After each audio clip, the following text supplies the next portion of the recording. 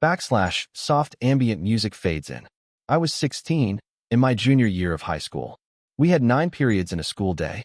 5th period? That was lunch. And right after that, came astronomy class. My astronomy class was held in one of the 2 basement classrooms of the school. My high school was big, 3 floors tall, and still, that wasn't enough space for all the classes. So the school built 2 extra classrooms in the basement. Honestly, it was kind of creepy down there, especially when no one else was around. It used to be a janitor's area, but they remodeled it to look more like a regular hallway. The only thing, there were no intercoms, no loudspeakers, down there. Because of that, no classes were held there during 1st period when they did the morning announcements. People called that little part of the basement the chamber. Everyone wanted to get classes down there. It was air-conditioned, the classes were usually easier, and it had its own bathroom. That day, we had a quiz in astronomy. Usually, I was one of the first to finish. I found the class pretty easy. After I turned in my quiz, I pulled out my phone and texted my friend, who was in the other. Music fades out slightly. I had texted my friend from the basement classroom to meet me in the bathroom. I was just bored. He replied, "Okay." So I stepped out of the classroom and walked down the short hallway to the bathroom. A few seconds later, the door creaked open, and my friend JJ came in. We started joking around, messing around like we always did, until JJ checked his phone. He looked up and said, "Someone texted me. The school's going on lockdown." We both paused. Then we just stared at each other, same exact grin on our faces. Neither of our teachers had seen us leave class, which meant we had total freedom to roam the school during a lockdown. We both nodded. Yeah, let's sneak upstairs and check out the hallways. I mean, why not? Worst case scenario, we could just say we never heard the announcements. After all, there were no speakers in the basement. But the moment we opened the basement door to the main floor, we stopped. All the lights were off. The hallways were basically pitch black. The only light came from the glass doors in the front lobby. That hit different, because usually, they leave the lights on during a lockdown. JJ stepped a little farther into the hallway, and I followed behind. Then he suddenly stopped and looked down the hall. "Who's that?" he asked. I looked where he was pointing, and from the shadows, a man started walking toward us. At first, we couldn't tell. Maybe he was a teacher? But as he got closer, no, he wasn't dressed like any teacher. He wasn't dressed like anyone from the school. This guy looked like a bum. Dirty hoodie, ragged clothes, no ID badge. I whispered, "All right, let's go." And we both turned, fast, heading back to the basement. He definitely saw us. Whoever he was, he saw both of us. When we got back down, both classroom doors were shut, lights off. We didn't want to cause a scene, so we made a split-second decision. We ducked back into the bathroom. First thing I did, killed the light. Then we both went to hide in the. We hid in the corner stall. Complete silence. No ventilation, no heaters, nothing. Just the sound of me and JJ breathing, and an occasional drip from the sink. Suddenly, the door to the bathroom creaked open. Light from the hallway poured in for just a second, and then the door closed again. We were back in total darkness. Me and JJ tried to control our breathing, but the room was so quiet, we could hear footsteps. Someone was walking, slowly, toward our side of the bathroom. Then they stopped and started breathing. Heavy, loud, ragged. Like they'd just run a marathon. Me and JJ were scared out of our minds. And then JJ did something incredibly stupid. He leaned in and whispered, "We have to crawl out, through the other stalls." The thing is, it was so quiet in there that even a whisper could be heard across the room. The heavy breathing stopped, and the next thing we heard was the sound of the stall door handle being pressed. That's when I whispered, "Go, go." And we both started crawling, under the side wall into the next stall, then the next, and finally, we reached the far end of the bathroom. But now, the guy was banging on the stall door, hard, over and over. We jumped to our feet, flung the door open, and just as the lights spilled into the room again, we saw him.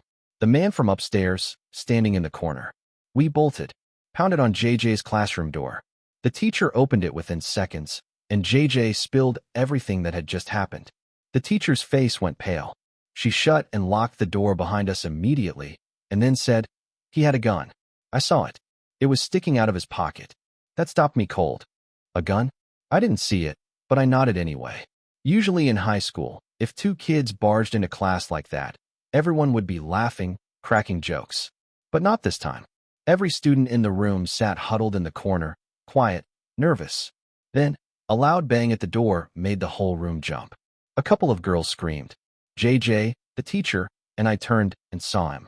The man, standing at the door, peering in through the glass, jiggling the knob. He banged again, harder this time, like he was angry.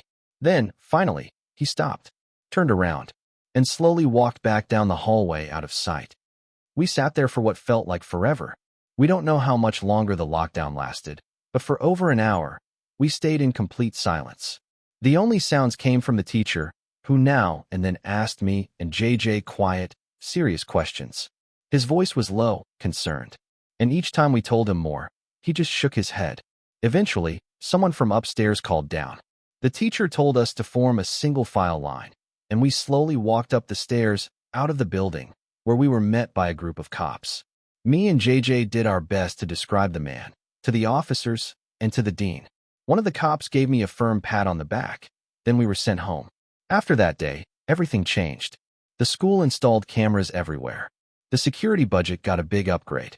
But the thing is, no one ever talked about it. The story never made the news. And honestly, we never even found out if the guy was caught.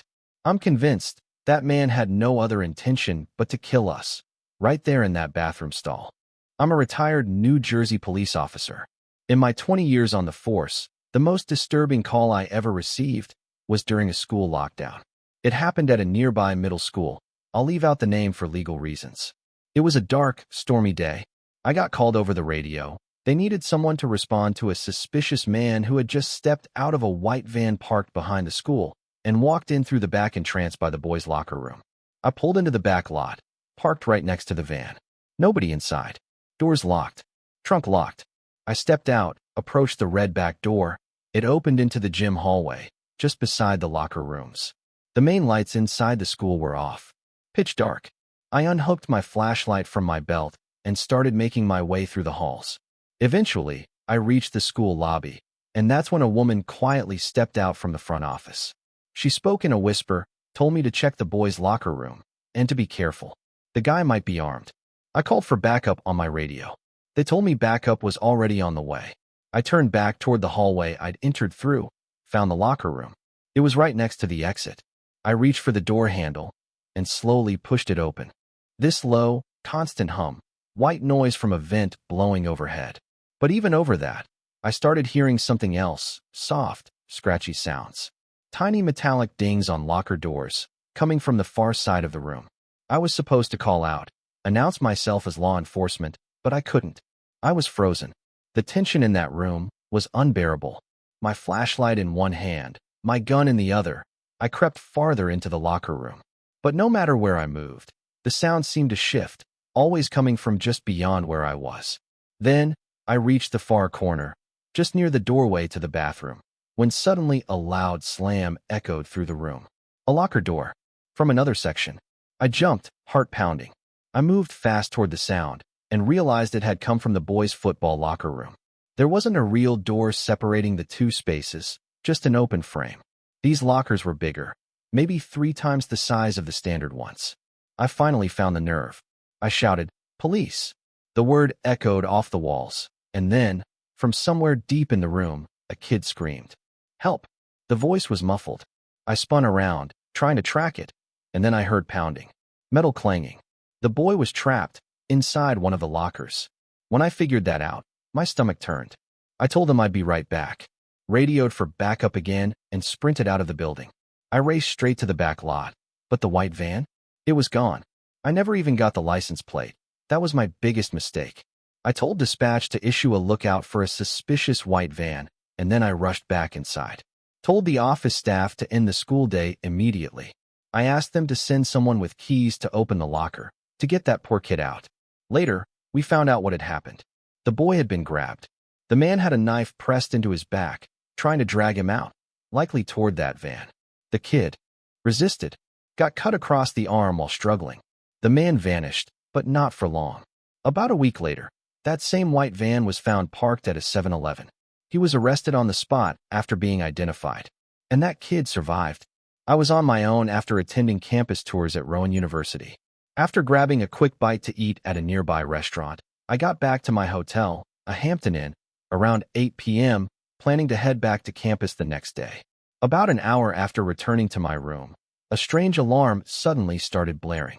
A bright white light began flashing from the corner of the ceiling, and then a looping message kicked in. It said something along the lines of, "All Hampton Inn guests, please remain in your rooms. This is a lockdown." I'd never heard of a hotel going into lockdown before. Didn't even know hotels had alarms like that. At first, I found it more weird and interesting than anything else. Eventually, the alarm stopped, but the light kept flashing, and every 20 seconds, the message would repeat. It was still only around 9:30. I turned the TV on, just for background noise, while I changed clothes and brushed my teeth. After that, I shut the lights and crawled into bed. I watched TV for another 30 minutes, then turned it off.